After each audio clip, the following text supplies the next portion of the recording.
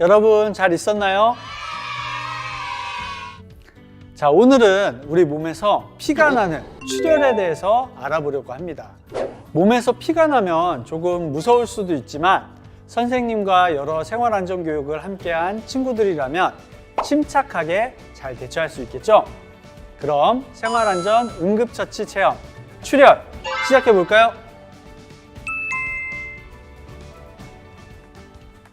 우리 친구들은 출혈이 무엇이라고 생각해요? 몸에서 피가 나는 거예요. 코피가 빵 터지는 거예요. 잘 얘기했는데 우리 몸에 생기는 멍은 출혈일까요? 아닐까요? 출혈 같아요. 몸에서 피가 나잖아요. 그냥 먹는 거 같아. 우리 몸에 생기는 멍도 출혈의 하나예요. 출혈은 우리 몸에 혈관이 닫혀서 혈관 밖으로 피가 나오는 것을 말해요. 이 혈관은 심장에서 온몸으로 혈액을 나르는 길인데 심장에서 나오는 길인 동맥은 모세혈관을 지나 정맥을 통해 다시 심장으로 들어가게 돼요.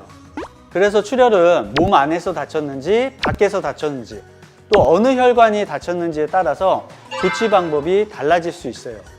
우리 친구들이 생각하기에는 어느 혈관이 다쳤을 때 가장 위험할 것 같아요? 동맥이요. 맞아요. 심장은 온몸 구석구석으로 피를 공급하기 위해 피를 아주 빠르게 내뿜어내요. 때문에 동맥이 다치면 물총에서 물이 나가는 것처럼 피가 뿜어져 나갈 수도 있고 출혈량도 많고 지혈이 잘 안 될 수도 있어요. 동맥 다음으로 정맥도 출혈량이 조금 많은 편이고 동맥 출혈에 비해 피 색깔이 검붉다는 특징이 있어요. 하지만 정맥 출혈이나 모세혈관 출혈은 동맥처럼 지혈이 아주 어렵지 않아요. 그럼 이제 출혈에 대한 생활안전 응급처치를 해볼까요?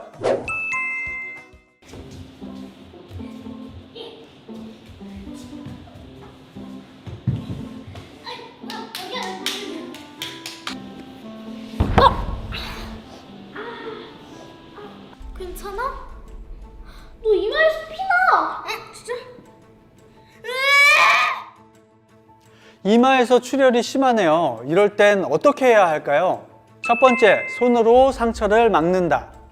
두 번째, 흐르는 물에 피나는 곳을 깨끗이 씻는다. 세 번째, 깨끗한 수건으로 상처를 닦고 압박한다. 네, 정답은 바로 3번, 깨끗한 수건으로 상처를 닦고 압박한다입니다. 이마가 다치는 경우 피가 많이 나서 놀라기 쉬운데요. 우리 머리는 활발한 뇌활동과 보호를 위해서 다른 부위보다 특히 혈액량이 많습니다. 게다가 땀을 많이 흘릴 때 다치는 경우 피와 땀이 섞여서 혈액량이 더 많아 보여 당황하게 되는 경우도 많습니다. 이럴 때일수록 침착하고 정확한 응급처치가 상처를 최대한 작게 만든다는 것 잊지 마세요. 출혈이 발생했을 때는 물로 상처를 씻기보다는 우선 깨끗한 수건이나 소독된 거즈로 상처를 가볍게 닦아주고 이물질이 없다면 상처 부위를 직접 압박해주는 것이 좋습니다. 만약 상처 부위에 이물질이 박혀 있다면 함부로 손대지 말고 상처 주변을 눌러서 압박해 주어야 합니다. 이마는 혈액량이 많은 만큼 다른 부위보다 조금 세게 압박을 해도 괜찮아요. 하지만 이마와 눈을 같이 다치거나 이물질이 깊이 박힌 경우 또 머리뼈를 심하게 다쳤을 때는 압박하지 말고 그대로 병원에 가야 합니다. 이런 경우 상처 부위를 누르면 다친 부위가 더 커질 수 있어 매우 위험합니다. 여기서 중요한 점 한 가지, 응급처치 전에는 반드시 깨끗이 손을 씻어야 한다는 것 아시죠? 특히나 출혈은 혈관이 다친 것이기 때문에 감염에 주의해야 합니다.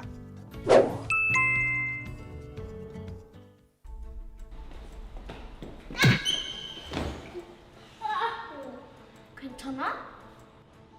너 코에서 피나? 이번엔 코에서 출혈이 발생했군요. 응급처치가 필요합니다. 이럴 땐 어떻게 해야 할까요? 첫 번째, 코 윗부분 비중격을 눌러준다. 두 번째, 휴지로 콧구멍을 막는다. 세 번째, 고개를 뒤로 올려준다. 네, 정답은 바로 1번 코 윗부분 비중격을 눌러준다입니다. 코피가 날 때는 지혈을 위한 자세를 취해 주어야 하는데요. 먼저 코피가 나는 사람을 앉게 하고 머리를 앞으로 숙여 콧구멍으로 피가 흘러나오게 해줍니다. 코는 우리 입과 눈 그리고 호흡기까지 연결되어 있어서 코피가 날 때 누워 있거나 고개를 뒤로 젖히면 숨 쉬는 길을 막아 위험하거든요. 그리고 출혈을 막기 위해 코를 압박해 주어야 하는데 코 윗부분에 딱딱한 뼈가 끝나는 부분, 이 부분을 눌러 주어야 해요. 우리 코는 양쪽 콧구멍에 경계가 되는 벽, 비중격이라는 것이 있는데 지금 말한 부분에 비중격을 눌러주는 거예요. 이 부분에 혈관이 많이 모여 있거든요. 그리고 콧구멍에 소독한 거즈나 천을 넣어서 눌러주면 좀 더 빨리 피를 멈출 수 있는데 주의할 건 휴지를 넣으면 코 안에 달라붙어 감염 등 상처에 자극을 줄 수 있기 때문에 휴지로 코를 막는 것은 좋지 않고, 또 소독한 거즈나 깨끗한 천이라고 해도 깊숙이 넣고 손으로 누르면 코 안쪽 혈관까지 자극해서 거즈를 뺄 때 다시 출혈이 일어날 수 있으니 깊숙이 넣어서는 안 됩니다. 코피는 우리 주변에서 가장 자주 발생되는 출혈 중에 하나지만 코 안에도 동맥이 있어서 출혈이 계속될 수 있어요. 그래서 10분 정도 코를 꾹 눌러 주었는데 피가 멈추지 않는다면 누르는 부위를 조금 바꿔보고 이렇게 3번 정도 했는데 피가 멈추지 않는다면 병원에 가서 치료를 받는 것이 좋습니다. 또한 코가 아닌 손이나 발 같은 경우도 직접 눌러서 피를 막기 어려운 부분이 있습니다. 이런 경우에는 상처 위쪽에 혈관이 지나고 압박하기 쉬운 지혈점이라는 곳을 찾아서 눌러주는 것이 좋습니다.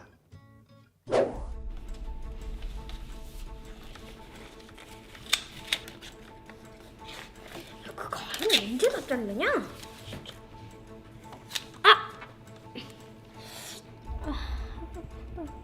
이번에는 가장 위험한 사고인 절단으로 인한 출혈과 동맥 출혈에 대해서 알려주려고 합니다. 절단과 동맥 출혈은 우리 친구들이나 어른이라고 하더라도 조치가 매우 어렵기 때문에 반드시 119에 신고하고 신속히 병원에 가는 것이 중요합니다. 우선 우리 몸의 일부가 절단되었을 때는 신속히 지혈하며 감염을 방지해야 합니다.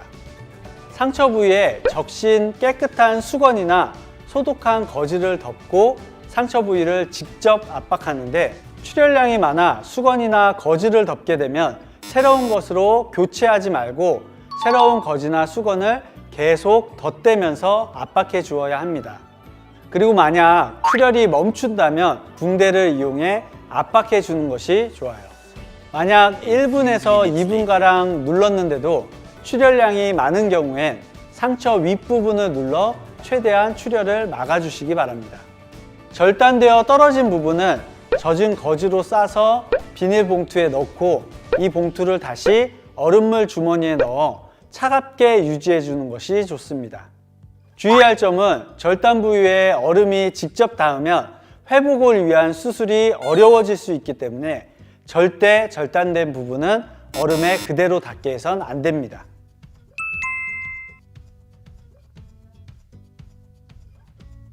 다음으로 동맥 출혈의 경우엔 압박을 해도 손을 떼면 다시 피가 나는 경우가 많고 아주 많은 피를 흘릴 수 있습니다.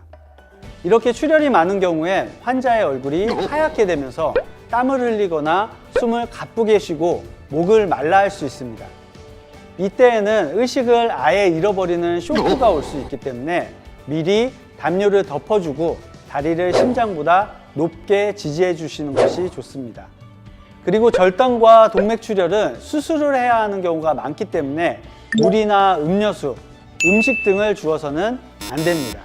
만약 너무 많은 피를 흘려서 쇼크 후에 호흡까지 없어지면 심폐소생술을 실시해야 합니다. 자, 오늘은 출혈에 대해서 알아봤는데요. 전에 배운 것보다 조금 어렵고 힘들 수도 있겠네요. 시간이 난다면 반복해서 보면서 익혀두는 것이 좋을 것 같아요. 우리가 무서워만 한다면 정작 중요한 순간에 누군가를 돕거나 도움을 받지 못할 수도 있어요. 즐겁게 익히고 위급한 상황이 발생했을 땐 침착하게 대처하기를 바라겠습니다. 그럼 우리 친구들 안전한 생활하세요. 안녕! 서울소방 유튜브 채널 구독과 좋아요 잊지 마세요.